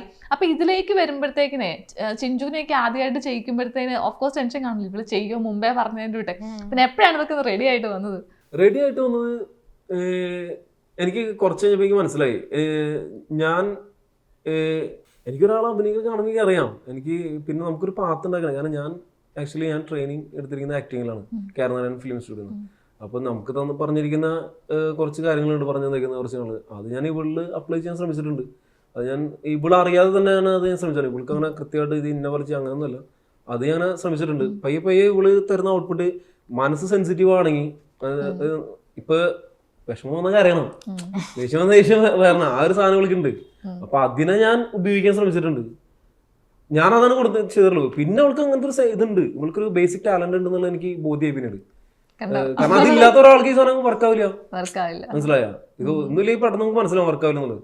പക്ഷെ ഇവൾക്ക് കൊടുക്കുന്ന സാധനം തിരിച്ചു കിട്ടുന്നുണ്ട്. അതെനിക്ക് മനസ്സിലായപ്പോട്ട് അതൊരു 1-2 കഴിഞ്ഞപ്പോ മനസ്സിലായി. പിന്നെ ഒരു സാധനം കോലാഹലം ചെയ്ത് വെച്ചിട്ടുള്ളൂ, ഒരു കോലാഹലം കണ്ടപ്പോ അന്ന് ഞാൻ ഞെട്ടിപ്പോയത്. അന്നാണ് എനിക്ക് ശരിക്കും ഭയങ്കരമായിട്ട് എന്നെ ഞെട്ടിച്ചോളൂ. സത്യമായിട്ട് ഞാൻ ആക്ച്വലി വിനീതേട്ടന്റെ ഒക്കെ ഈ ഒരു ഇന്റർവ്യൂ സമയത്താണ് ഞാൻ കുറെ കൂടെ പ്രൊഫൈൽസ് ഒക്കെ ചെക്ക് ചെയ്ത്, നമ്മൾ ഓഫ്കോഴ്സ് റിസർച്ച് ചെയ്യണമല്ലോ നിങ്ങളെ പറ്റി. പക്ഷെ അതിനു മുമ്പ് ഞാൻ സോഷ്യൽ മീഡിയ ത്രൂ ഈ കോലാഹലം, അതേപോലെ തന്നെ ആ പൊരുത്തം, അതിന്റെയൊക്കെ ആ നോട്ടമായിരുന്നു web series. Vertically first shoot ചെയ്തിറക്കിയ ഒരു വ്യക്തി ഞാനാട്ടോ. Vertically first short film shoot ചെയ്തത്. കാരണം അത് ഷൂട്ട് ചെയ്യുന്ന സമയത്ത് എല്ലാവരും വൈഡിന്ന് കട്ട് ചെയ്ത് ഇറക്കുക ചെയ്യണത്. പക്ഷെ അന്ന് ഞാൻ വെർട്ടിക്കലി ഷൂട്ട് ചെയ്യുമ്പോൾ എൻ്റെ അടുത്ത് പലരും ചോദിച്ചു, പിന്നെ ഇത് വെർട്ടിക്കലി ഷൂട്ട് ചെയ്യണം, നമുക്ക് വൈഡ് 16:9 ചെയ്താൽ പോരെ എന്നുള്ളത്. പക്ഷെ ഞാൻ പറഞ്ഞു എടാ ഇത് ഇങ്ങനെ ഒന്ന് ചെയ്ത് നോക്കാം, ഇങ്ങനെ ആരും ചെയ്യാറില്ല എനിക്കറിയാം, ഒന്ന് ഷൂട്ട് ചെയ്ത് ഇറക്കി നോക്കാം. അങ്ങനെ ആദ്യം ഷൂട്ട് ചെയ്ത് ഇറക്കി വീഡിയോ തന്നെയാണ് ഫസ്റ്റ് നോട്ടം എന്ന് പറഞ്ഞത്. ഓക്കെ, അത് ഞാനിപ്പോ പറയാൻ വന്നത് അത് ഞാൻ ഓൾറെഡി കണ്ടിട്ടുണ്ട്.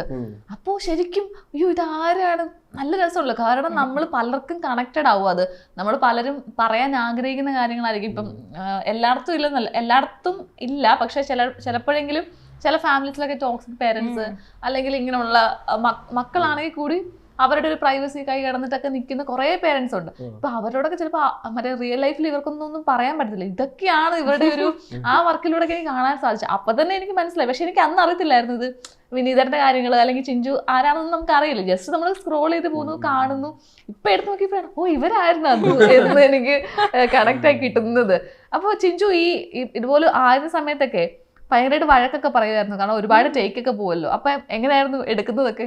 ഇല്ല അങ്ങനെ വഴക്കുറയില്ല. വഴക്കുറ ഞാൻ എപ്പോ പെണ്ണുങ്ങൾ അല്ല ഇവള് ഭയങ്കര പ്രശ്നം. വഴക്കുറ ഭയങ്കര എനിക്ക് എന്താന്ന് വെച്ചാല് ഒരാവശ്യം പറയും, ഞാൻ അധികം ശ്രദ്ധിക്കില്ല. അപ്പൊ എനിക്ക് പെട്ടെന്ന് ഞാൻ ഇപ്പൊ ചെയ്യാം അങ്ങനെ പറയും. അപ്പൊ ഒരു 5-6 പ്രാവശ്യം റിപ്പീറ്റഡ്ലി ആള് പറഞ്ഞുതരും. പെട്ടെന്ന് എനിക്ക് നോക്കുമ്പോ എല്ലാവരും മുന്നേ ചീത്ത പറയുമ്പോ ഞാൻ ആകെ ഡള്ളായി തുടങ്ങും. അപ്പൊ ആൾക്ക് മനസ്സിലാവും സീനായി തുടങ്ങി. ചിഞ്ചു കുഴപ്പമില്ല, നീ ചെയ്യ്, കുഴപ്പമില്ല, അടിപൊളിയാക്ക് എന്ന് പറയും. ആക്ടേഴ്സ് പറയുന്നത് കുട്ടികളെ പോലെയാണ്. എന്നെ വെച്ചാൽ അങ്ങനെ എന്നുവെച്ചാൽ കുട്ടികളോട് നമുക്ക് ദേഷ്യം വരും ചില സമയത്ത്. അതറിയാം. ഇവളെ ഡീൽ ചെയ്യുമ്പോൾ എപ്പോഴും അത് ശ്രദ്ധിക്കാറ്. കാരണം ഇവള് കുറച്ച് ചൈൽഡിഷ് സംഭവമാണ് റിയൽ ലൈഫിൽ. അപ്പൊ അതുകൊണ്ട് തന്നെ പെട്ടെന്ന് ഇപ്പൊ ദേഷ്യം വരും, ചിലപ്പോ പെട്ടെന്ന് കരയും. ദേഷ്യം നമ്മൾ ചീത്ത പറഞ്ഞപ്പോ അവൾക്ക് കയ്യിൽ നിന്ന് പോവും. പിന്നെ ക്യാരക്ടർ കൊണ്ടല്ലോ തേങ്ങ ഉണ്ടാവില്ല, കംപ്ലീറ്റ് പോവും. അപ്പൊ അത് ഞാൻ 1-2 പ്രാവശ്യം അനുഭവിച്ചപ്പോ എനിക്ക് മനസ്സിലായി. അപ്പൊ പിന്നെ ഞാൻ പിന്നെ ആ രീതിയിൽ ഡീൽ ചെയ്യലു. ചിഞ്ച ശരിയാക്കാം, ഒന്നും പഠിക്കണ കുളക് അപ്പൊ നീ ഒന്ന് ശ്വാസം എടുത്തിട്ടേ ഒന്ന് ശരിയാക്കി ഒന്ന് കുറഞ്ഞേ സെറ്റായി ഇങ്ങനെ പറഞ്ഞ് സെറ്റ് ചെയ്ത് അങ്ങനെയൊക്കെയാണ്. ഇങ്ങനെ ചേട്ടൻ മറ്റേ വഴക്ക് പറഞ്ഞിട്ട് കരഞ്ഞിട്ടില്ല. അല്ല ഇങ്ങനെ കയ്യിന്ന് പോകുന്നൊക്കെ പറഞ്ഞ അപ്പൊ അങ്ങനെ വീഡിയോസ് ഒക്കെ ഷൂട്ട് ചെയ്യുമ്പോ അങ്ങനെ പ്രശ്നങ്ങൾ ഉണ്ടായിട്ടുണ്ടോ?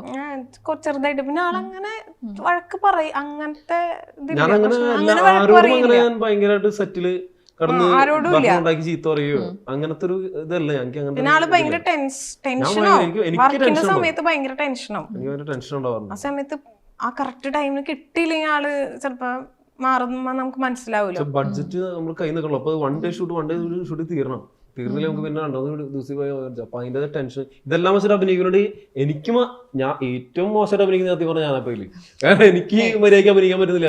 ഡയറക്ഷൻ ഡയറക്ട് ചെയ്യണം, പ്രൊഡ്യൂസ് ചെയ്യണം, ഇതെല്ലാം കൂടെ ഒരുമിച്ച് അഭിനയിപ്പിക്കണം, ഇതെല്ലാം കൂടെ ഒരുമിച്ചിട്ട് ഞാൻ അഭിനയിക്കണേ. എനിക്ക് സത്യം പറഞ്ഞാൽ ഇഷ്ടമല്ല. എനിക്കൊരു ഡയറക്ടേഴ്സ് ആക്ടർ ആവാൻ എനിക്ക് ഇഷ്ടം. പക്ഷെ എനിക്കത് ശരിക്കും പറഞ്ഞാൽ എന്റെ ജീവിതത്തിൽ അത് മര്യാദയ്ക്ക് എനിക്ക് പറ്റിയിട്ടില്ല. അത് ഇനി വേണമെങ്കിൽ മര്യാദയ്ക്ക് ഒന്ന് അഭിനയിച്ച് നമുക്കൊന്ന് ചെയ്യാനായിട്ട്. സ്വന്തമായിട്ട് ഡയറക്ട് ചെയ്യുമ്പോൾ ഒരു പ്രശ്നം കുറെ കാര്യങ്ങൾ നമുക്കുണ്ട്. എൻ്റെ ഒരു അഭിനയിക്കുമ്പോൾ പ്രശ്നങ്ങളുണ്ട്.